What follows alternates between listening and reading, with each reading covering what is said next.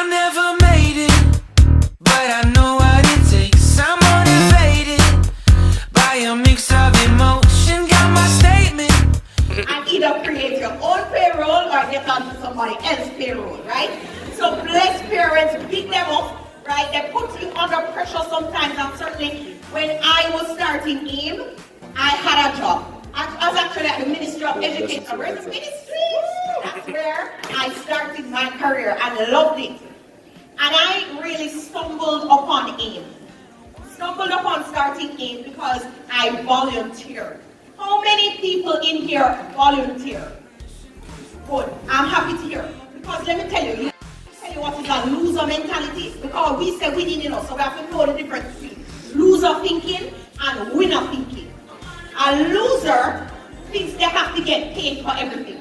They're not moving until so much them are giving. They're not moving until let's see some. That's a loser thinking because that is short-term thinking. It doesn't work. Most of the things that have advanced me, ended up advancing me financially in so many ways, started out as free. Because you have to be thinking more of being of service. I understand that nobody wants to be broke. Least of all me. We swerve that. Right? But at the same time, you have to think about doing things out of love for your heart, out of your enthusiasm, out of your need to serve other people, and you want to serve other people. A lot of us want people to help us, and we don't want to help nobody. So that can't work. That's loser thinking. So we drop that. And anybody who has not raised their hands about volunteering, I urge you today to be a winner and embrace volunteering. So how I found AIM through volunteering is that I went to Princeton University in New Jersey, and Princeton was recruiting in Jamaica, and they needed an interviewer. Of course, Princeton has billions of US dollars of endowment, but this was a voluntary position. But because I just wanted to help more students find out about the opportunities at Princeton, I had a great experience, so I volunteered. And I said, yes, I will do this interview. And I will never forget the day I interviewed a young lady for Princeton. It was actually in the minister's conference room. I don't know if you knew I was doing Princeton interviews in this conference room. But it was in the minister's conference room, and at the time the minister was Andrew Holness, who is now the Prime Minister. And I worked in his policy, I was part of his policy team. And I interviewed a young lady, and I felt so connected to her. She had done such awesome things. She had the grades. She had invested in studying and preparing. She had the grades. She had the SAT scores, they were fabulous. She had good experiences, but I felt like she hadn't quite put the application together in the way that she could have. And so I decided, I didn't decide anything. I just felt, I wish I could help her. That's just how I felt. But obviously I was working for the university and not for the students, so I couldn't. And she had all that it took, but she just needed a little more strategy.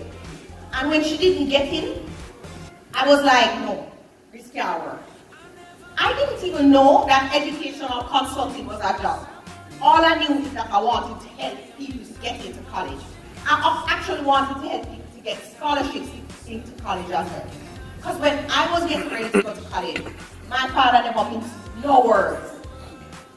He told me straight, listen, Nicole, if you don't get a full scholarship, you're not going nowhere. And that was, he said it nicer, but that was the crux of that. And I got this great chance, and I just wanted to help other people to have that chance. So I ran home or drove home. And did not run, although I run now, but not at the time. And I told my boyfriend, who's now my husband. Well, you know what I'm going to do. I'm only could part in the speech to tell you about it. Oh, God, I only have 10 minutes. Oh, my great man. Anyway, back on track. So I told him, I said, oh my gosh, I interviewed this lady today, and this student, and I really want to, and I just wish I could. And he's like, so why don't you? I was like, oh, what's that doing? He's like, why don't you? And I just thought to myself, why don't I? And I went online and I researched, found out it was a job, found out how I could get trained, jumped right into the training, quit my job 6 months later, and started in. And I haven't looked back. And I'm winning. And I started in with 2 students, no more. That alone. And I started in because of a need to solve a problem. I felt people needed advice, they needed scholarships, I wanted to help them. A lot of students I work with and talk to, they want to go into business, they want to be entrepreneurs. But when you ask them, what problem do you want to solve? They can't tell you, all they say is, I just want to make money. Let me tell you, it can't work. Oh, I love this audience. We're going to stay all day. Over. Okay, 10 minutes. Okay. So the thing about it is that if you go into anything and your primary purpose is I just want to make money, it's going to be miserable. And if you look at people who have succeeded the most in making the most money, making money was never the objective. It was to solve a problem. It was that they felt so passionately and deeply about something that they wanted to pursue it in that area. And then I believe that you take what you're naturally good at and your personality, right? Because your personality is very important too. Because I was very good at math, right? So when I was, we got, not physics, but math. And, but I was very good at math, and when I was in university, these firms from Wall Street came looking, Morgan Stanley, and when I found out how much money I can make, I was like, wow, maybe I'll be a banker. So I went and I did an internship at Morgan Stanley, but guess what happened? I locked up in a cubicle with a spreadsheet all day, I can't chat. Well, probably say can't chat, you know, say me can't do it. And even though the money was good and the money landed in the bank account, right, on time, and it just was the best money I ever seen, it never matched with my personality. I just was too up point for that kind of life. And so no matter how much money I was going to make, I was never going to be happy. And I do believe that at the end of the day, we have to seek happiness because that's what we're on earth for. If we have the most money in the world, and we're not happy and fulfilled with what we're doing, it's not going to work. And too many of us go into careers and go into fields for money or just a lucrative or whatever, and we don't take the time to properly examine where our passions lie and how our personality can come together. And the other thing I want to say, because I just got a great time signal, is, and I have to call on my 3 volunteers to lead up, to get in here too, is that when you decide to make a decision, and I urge you to make that decision right now, because the earlier you make that decision, the better it is. You make a decision that excellence is your minimum standard. Make that decision right now. I don't care if you like what you're doing, which subject you're doing, or whatever you do, be the best at it that you can humanly be. When I was in high school, I hated physics, but I knew I had to get a 1 because I just defined myself as a person of excellence, and anything less was just not going to work. So whether I felt like studying or not, I had to put in the work because excellence was my minimum standard. So I feel as though in getting ready for the next level and the next step, and as you transition to tertiary, you need to set excellence as the minimum standard, because then you will find the emotional energy and the ability to discipline yourself, which just means doing what you need to do, whether you feel like it or not. Too much of us, we're just in our feelings. You know the Drake song? Yeah. We're in our feelings. Oh, I feel like studying. I don't feel like studying. I'm tired. I'm not motivated. I don't like the subject. I hate the teacher. And nobody cares. Rubbish. This is your life. This one precious life. One, it's not a dress rehearsal. The actions you take it now will determine your future. Or someone will sit down and we want a lifestyle, but we're not doing the work. No, it doesn't work. You do what successful people do. You too must be successful. I'm not asking you, I'm telling you. But the problem is now, we see what other people doing and what them have, but we don't want to pay the price. So you see, when you make up your mind that you're a person of excellence, you think about your personality, you think about your interests, right? You think about, you know, what opportunities there are out there, what problems you would like to solve. You make up your mind you're a person of excellence. You also need to decide that you are willing to pay the price. It means you might stay up longer than some of your friends. It means when they're going out to party and making some other careless decision that feel good in the moment but got nothing to do with the future. That you have to kindly excuse yourself. It might mean you need to let go off of some friends. Yes. It might mean some people have to let go off for you too till you get your mind right. Yeah, because sometimes this stuff is not just friends. So we have to examine making as well, if we are really serious about getting to the next level. The other thing I want to say is that one mistake I see students making transitioning from high school to tertiary, and I think that's what we help students with to get into college. We prepare them through something we have called the Teen Success Series, to deal with procrastination, to use emotional intelligence, to rise above fear, to take action. All of these things are things we train students on because they're so important. When you're in university, you have to rise to a different level. You have to be able to show initiative. If you don't understand, exactly, you have to go higher. You just have to rise. You can't leave it up to the lecturer to make sure you understand. Absolutely not. You shouldn't be doing that in school now. Yo, I was the most annoying person. Some of us, we afraid people think we're annoying. Who cares? It's your life.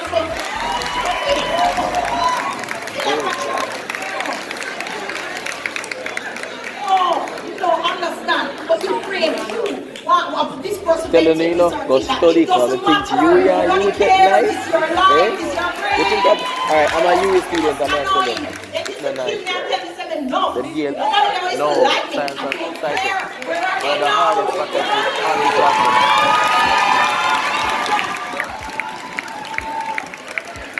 Still rough, and I'm going to do maths. Still rough, and I'm going to do maths. I would like my first volunteer just to make sure I cover the thing properly, because you know I don't want to leave and never achieve your objective and just be there chatting. Still rough, and I'm going to do maths. No, it's lying. No, you see what they want to chat about. Then, alright, it's tertiary for everyone. It's tertiary for everyone. I had great experiences going on to tertiary. I went to do my undergrad, it was in economics. At the time I thought I wanted to do government work, UN stuff, so I went and did my master's. I did it in London, it was in governance. I did a postgraduate diploma in policy because I was at the Ministry of Education in policy, and I said whatever I'm doing, I'm going to be the best. Let me go get some further training in that. Then I stumbled on AIM and quit. Or resigned to pursue something I was more passionate about. And some people would say, but Jesus, he spent all of the money there and never used the degree. But whether or not I'm working in that area or not, the training and the rigor of what I did tertiary, it prepared me for any job, not just one job. And so I see a lot of people getting all caught up worrying about whether they're going to use this or use that. Tell the truth, I vaguely remember economics, vaguely. But I don't forget the discipline it taught me. My mind works in a certain way because I'm a critical thinker. I am a problem solver. And I can't think of anything more valuable in life right now than being a problem solver.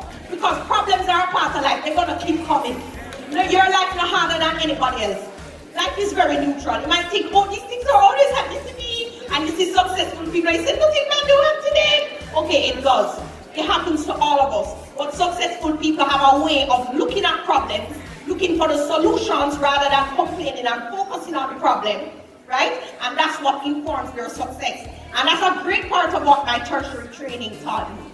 So I would urge you to go with where your interests are as opposed to obsessing over what is the career. If you know the career, great. If you don't, try to remember that many of the careers that exist right now didn't even exist 10 years ago. You guys are living, I mean we are, because you know I'm young. We are living in one of the most rapidly changing eras in terms of technology. The world is opening up. If you are a person of excellence, you must succeed in today's world. The only excuse you will have is yourself. That's you can have all the other excuses, but the only reason would be you. So wherever you are now, I don't care what your circumstances, I don't care what your resources are. If you decide to see solutions rather than problems, set yourself and your standard as excellence no matter what. Volunteer, do your research, show initiative, and go after your dreams, then the world is absolutely yours. And don't make nobody tell you about no economy. I'm tired to hear that now. My mentor, Uncle Glenn, who started Pyramid, talks about the fact that when he was, coming up, everybody said Jamaica mash up. But yet he still see people making money, so he says, how would that work? So he's starting company. No, Pyramid is like, I don't even, it's huge. This Duracell, Lysol, you guys know all those things. Almost every medicine you take in the pharmacy is Pyramid this week. And he started with no shoes. He never get no shoes till he was 12 years old. That's his deep poverty. So I don't care what your circumstances are and your background. I say when you don't look hungry, I don't have our clothes. That means you have more than enough. Right now, with whatever you have, wherever you are, because history is littered with people with less than what you have right now, who have gone like epic with their lives. So, when I tell you, take total responsibility for your life right now, it's not your parents, it's not your friends, it's not your teacher, it's not God, although I love God, God bless you, God always blessing me and pray every day. But God only helps people who help themselves. And this life is your responsibility. Ladies, no man is coming to rescue you. He don't mind, man. I love him. I love him. Meaning I love my husband. So I'm not saying that husbands are great and that you can't do great things with partnerships. But there is this really horrible myth that permeates society that we need a man to come save us. The only way we can make it is if the man send out some money. That's swerve. That is just like, that was never on my agenda. I have to make my own money and have my own child. So, my husband is a recording artist, agent, he's great, really. And he also did tertiary. I had to mention that. So, the question was, is tertiary for everyone? Well, you know, Sasko is a great business person and he helps me so much in AIM. And he's such an entrepreneurial thinker, and he actually studied business tertiary. And I consider he brings in even some of those principles to our lives in terms of how he guides and leads me and our family. So, and he's a recording artist where a lot of people would say, oh, you don't need tertiary, so you don't need, training, it just makes you a better person. And it expands your mind, it really does. So I encourage you to look to all the opportunities and make it happen. Because all of you are with us. You just need to do what we us. Thank you.